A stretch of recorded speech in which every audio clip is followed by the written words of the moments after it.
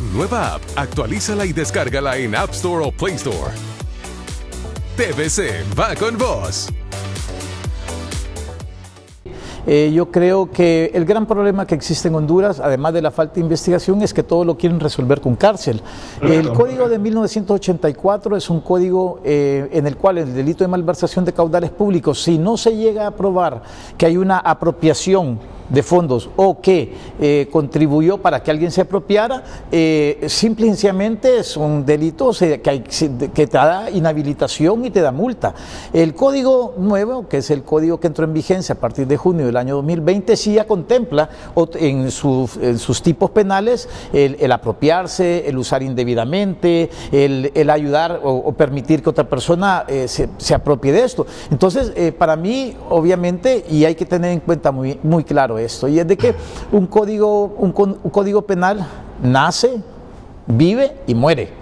Y todas las acciones que le van a imputar durante su vigencia de ese código penal serán las que se cometen durante el tiempo que está vivo. En este caso, en los dos requerimientos fiscales, el análisis que hace el Ministerio Público en el requerimiento fiscal habla de fechas específicas, marzo del año 2020. ¿Qué significa esto? Que la vigencia del código que tiene que conocerse es el que estaba vigente en el momento que se cometió el supuesto delito.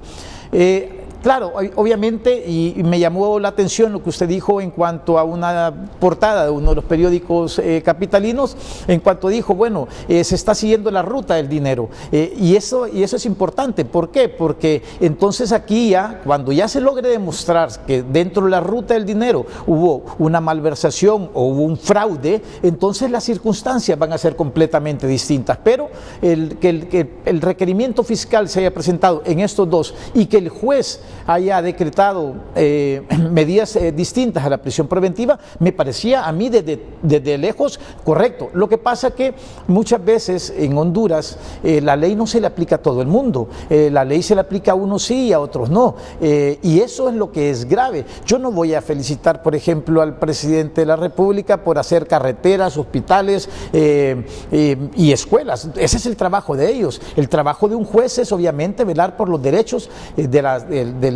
inclusive por velar por los derechos del imputado, o sea, que tenga que haber un debido proceso, y ese es el gran problema que existe en Honduras, que muchos de los casos que a veces son mediáticos, a final de cuentas la gente dice, ¿cómo le pudieron haber dado medidas sustitutivas si se robó tantos millones de lempiras? Es que el Ministerio Público no probó que se lo hubiera robado, demostró en el primero de los casos de que pudiendo haber mandado a las personas a un centro de triaje, los mandaron a un lugar, a un hotel, a menos de que pudieron demostrar que de esos 101,000 lempiras él recibió alguna coima, etcétera, otro. Si no, es simplemente una violación a los deberes de los funcionarios o una malversación de caudales públicos que iba a dar lugar a que tuviera medidas, porque nunca va a poder llegar a la cárcel por esos dos delitos. Pero yo creo que más adelante, a medida que se hagan vaciados telefónicos, a medida que se siga la ruta del dinero, a través de que ya los vaciados que hay de memorias USB y de computadoras se vayan dando a luz,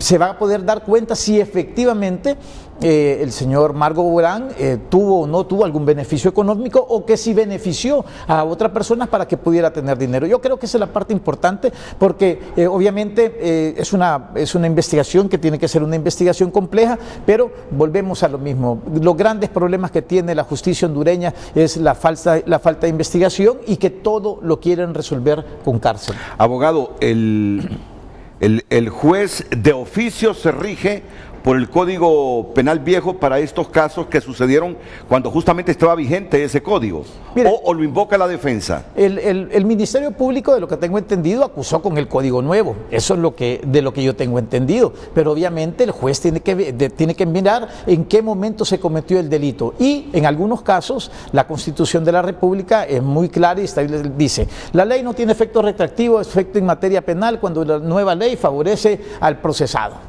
o al imputado. Entonces, en este caso, va a haber algunos casos en los cuales el nuevo Código Penal va a ser más benevolente que el viejo Código Penal. En este caso en particular, yo lo dudo. Yo creo que en el nuevo Código Penal, el delito de malversación de caudales públicos, el delito de fraude, exacciones ilegales, tienen una pena tal vez mayor, agravada, cuando es con delitos contra la salud. Por lo tanto, yo creo que durante todo este proceso y se miren los 1.200 millones de dólares que fueron gastados durante este proceso de la pandemia en lo que es la administración de Invesache, el señor Marco Bográn, va a ser todo bajo el nuevo Código Penal, bajo el viejo Código Penal. ¿Le conviene a los imputados el viejo Código Penal? Definitivamente. Miren qué contradicciones, ¿verdad?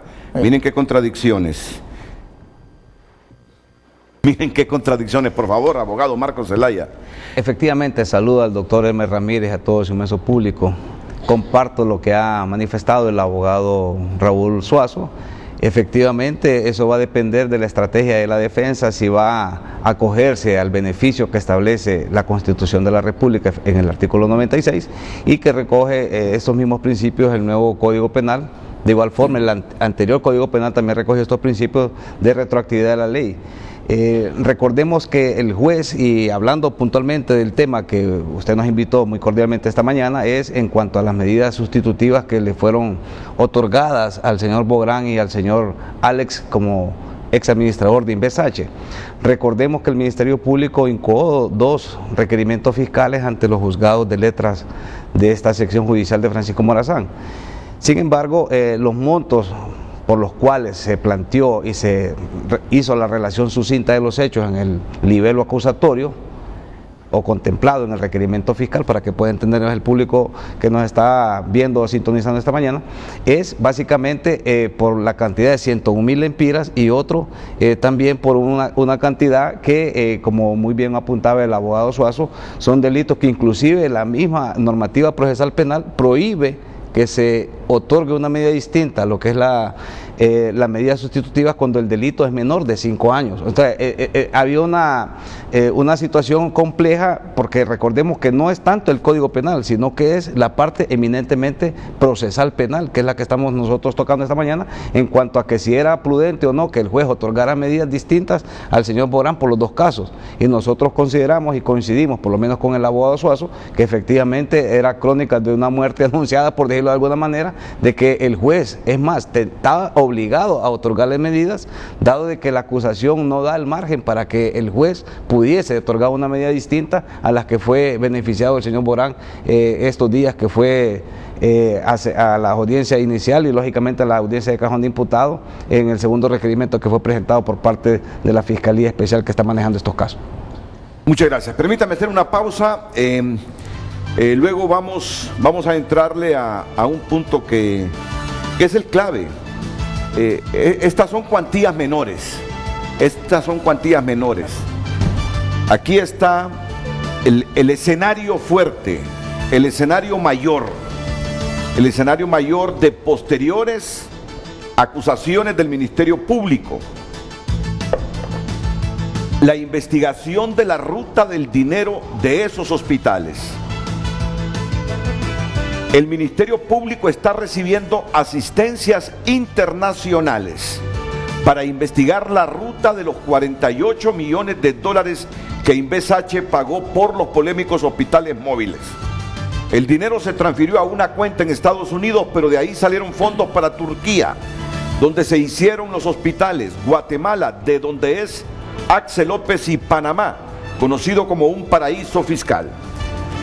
Estoy seguro que ese es el evento que el público está reclamando ahí en los tweets que nos llegan a frente que abordemos, y el que genera más expectativas en la población. La ruta de ese dinero, ¿cuántos delitos se podrían configurar en esa investigación? Bueno, obviamente todo depende de lo que establezca el Ministerio Público. El Ministerio Público dice que tiene 22 líneas de investigación, y esto aparte es importante también, porque los delitos pueden ir desde criminalidad organizada para poder defraudar el Estado de Honduras, puede ir desde de delito de fraude, malversación de caudales públicos. Todo esto es importante. Para mí también, Renato, yo creo que es necesario recalcar, obviamente se necesita de poder demostrar los elementos del tipo penal. El tipo penal, tanto de malversación como de fraude, exige en primer lugar que sea un funcionario público y que éste facilite o ayude o que obtenga un beneficio y que perjudique al Estado. Entonces vamos a ver, en los escenarios que se van a venir aquí van a ser distintos. Ahorita las cuantías son menores. ¿Qué es lo que tiene que mirar un juez? Obviamente tiene que ver, para dar medidas sustitutivas o decretar la prisión preventiva, tiene que mirar a ver si hay un riesgo de fuga. ¿Había en este caso riesgo de fuga por parte del señor Bográn? No lo había. Cada vez que el Ministerio Público lo mandaba a llamar, él llegaba. ¿Tenía arraigo? Claro que tenía arraigo. ¿Había peligro que él podría obstruir o obstaculizar las investigaciones? Tendría que demostrarlo el Ministerio Público que durante estos 5 meses o 6 meses él hizo alguna gestión para poder obstruir la investigación. Todas las asistencias son asistencias judiciales en el extranjero, por lo tanto, yo creo que el Ministerio Público tiene que demostrar varias cosas. Una de las primeras cosas es realmente si hubo un perjuicio al Estado de Honduras, si hay una sobrevaloración, y esa sobrevaloración, si el señor Marco Bográn y las demás personas que están, tuvieron o no tuvieron participación, y además de si tuvieron o no tuvieron participación, si además de eso se lucraron ellos o ayudaron a lucrarse a otra persona a sabiendas ellos. Yo creo que la gente quiere escuchar y quiere que la gente vaya a la cárcel, pero hay elementos del tipo penal que se deben de respetar. Lo único que, obviamente yo entiendo a la ciudadanía, no todos somos medidos con la misma vara. Entonces ese es el problema, cuando la ley yo se la aplico a unos sí y a otros no. No es correcto, porque así no debe de administrarse justicia. Esas son las cosas que a mí realmente me preocupa, y que obviamente existe en Honduras el grave problema de la falta de investigación, y la falta de investigación muchas veces es por inoperantes o porque no quieren. Entonces, a esas son las cosas en las que como ciudadanos hondureños tenemos que prestar la atención. ¿Por qué está diciendo eso? ¿Porque están midiendo con distintas varas en este momento, y en qué casos? No, absolutamente en todos los casos. Mire, yo conozco casos, por ejemplo, de personas que han estado exactamente en la misma situación y los han mandado a la cárcel, ¿me entiendes? Y eso no debe de ser así.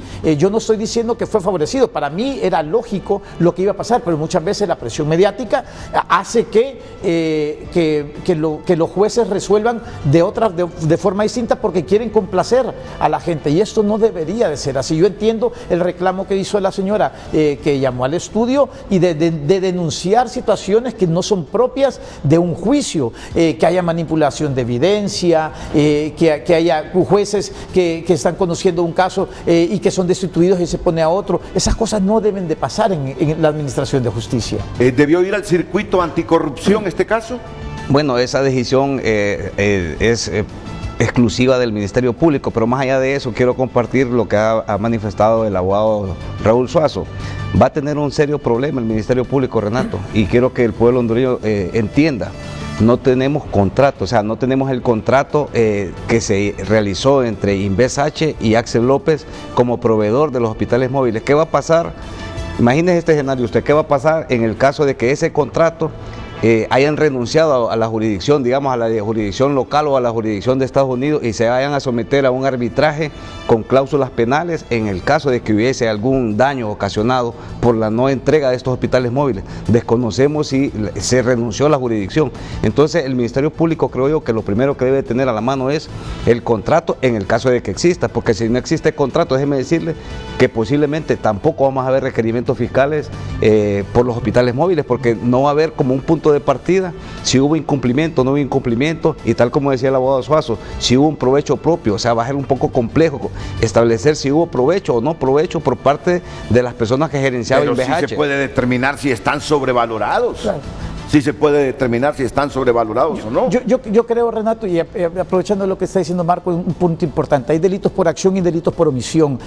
La omisión de cuidado era obligatoria de este tipo de personas. Por lo tanto, el hecho de si hay o no hay contrato, si no hay contrato, es en perjuicio del señor Marco Bográn, porque no es una acción de un buen administrador, de un buen padre de familia. Esas cosas para mí tiene que tomarse bastante en cuenta.